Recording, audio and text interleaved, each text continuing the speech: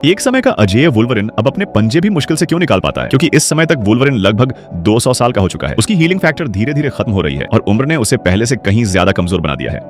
अब तो सड़क के कुछ साधारण गुंडे भी उसे बुरी तरह पीट सकते हैं। इसी वजह से वह हर बार घर से निकलते समय अपने साथ एक ही गोली रखता है, लेकिन वह उसके दुश्मनों के लिए नहीं होती, बल्कि अगर हालात पूरी तरह बेकाबू हो जाए तो अपनी जिंदगी सम्मान के साथ खत्म करने का आखिरी सहारा होती है। उधर प्रोफेसर एक्स चार्ल्स जेवियर की हालत भी बेहद दुखद है। अभी दुनिया का सबसे शक्तिशाली दिमाग रखने वाला चार्ल्स अब डिमेंशिया से पीड़ित है। वह बिना मदद के बाथरूम तक नहीं जा सकता और जब भी उसे द्वारा पड़ता है उसके आसपास मौजूद हर इंसान एक भयानक मानसिक साइकिक शॉकवेव की चपेट में आ जाता है। खुशकिस्मती से लोगन हर बार दर्द सहते हुए उसके पास पहुंचता है और उसे एक सेडेटिव इंजेक्शन देकर द्वारा रोक देता है। यह साल 2029 है, एक ऐसा समय जब म्यूटेंट्स लगभग खत्म हो चुके हैं। सरकार ने उन्हें पूरी तरह मिटाने के लिए न सिर्फ खाने की सप्लाई में छेड़छाड़ की, बल्कि उन पर आनुवंशिक जेनेटिक प्रयोग भी किए। अब बचे हुए लोगन के पास प्रोफेसर एक्स के साथ छिपकर रहने के अलावा कोई रास्ता नहीं था। उन्हें लगा था कि जब तक कोई उन्हें ढूंढ नहीं लेता वे सुरक्षित रहेंगे, लेकिन आखिरकार एक जेनेटिक्स कंपनी ने उनका पता लगा लिया। लोगन तुरंत प्रोफेसर एक्स को लेकर भागने की कोशिश करता है, लेकिन गाड़ी स्टार्ट होने से पहले ही हथियारबंद लोग उन्हें चारों तरफ से घेर लेते हैं। वे पूरी तैयारी के साथ आए थे। संख्या में बहुत कम होने के बावजूद लोगन अपने पंजे निकालता है और पूरी ताकत से लड़ता है, लेकिन अब वह पहले जैसा नहीं रहा। कुछ ही वार के बाद उसे पूरी तरह काबू कर लिया जाता है, लेकिन तभी लोगन को पता चलता है कि उनका असली निशाना वह नहीं, बल्कि घर के अंदर मौजूद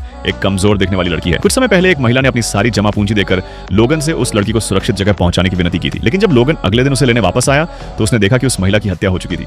लोगन को बिल्कुल अंदाजा नहीं था कि वह मासूम दिखने वाली लड़की भी एक म्यूटेंट है और उसकी शक्तियां लगभग युवा वुल्वरिन जैसी हैं। दोनों ने मिलकर पूरी ताकत से लड़ाई लड़ी, लेकिन जेनेटिक्स कंपनी के लोग उनका पीछा छोड़ने को तैयार नहीं थे। आखिरकार एक ट्रेन गुजरने की वजह से उन्हें भागने का मौका मिला, लेकिन लोगन जानता था कि असली मुसीबत अब भी खत्म नहीं हुई है। महिला द्वारा छोड़े गए फोन को देखने के बाद उसे लड़की की असली पहचान का पता चलता है। इंसानों ने म्यूटेंट्स के डीएनए का इस्तेमाल करके जीवित जेनेटिक हथियार बनाना शुरू कर दिया था और लॉरा को लोगन के ही डीएनए से बनाया गया था। उस अस्पताल में काम करने वाली नर्स उन बच्चों को उनके हाल पर नहीं छोड़ सकी, इसलिए उसने अपनी जान जोखिम में डालकर उन्हें भागने में मदद की, लेकिन उनके सामने अब एक अंतहीन पीछा मैनहंट शुरू हो चुका था। लोगन ने किसी तरह लॉरा और प्रोफेसर एक्स को एक होटल में ठहराया ही था कि अचानक पूरे होटल में एक परिचित मानसिक शॉक वेव फैल गई। सिर फटने जैसा दर्द होने के बावजूद लोगन तुरंत कमरे की ओर दौड़ा, लेकिन जब तक वह वहां पहुंचा कमरे में जेनेटिक्स कंपनी के हथियारबंद सैनिक पहले से ही घुस चुके थे।